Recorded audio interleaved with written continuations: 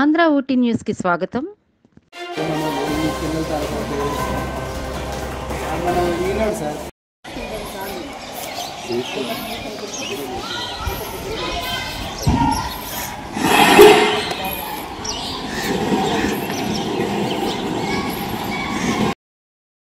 Eklavya model residential స్కూల్లోని ముగ్గురు విద్యార్థులు కనిపించకపోవడం అల్లూరు జిల్లాలో సంచలనంగా మారింది.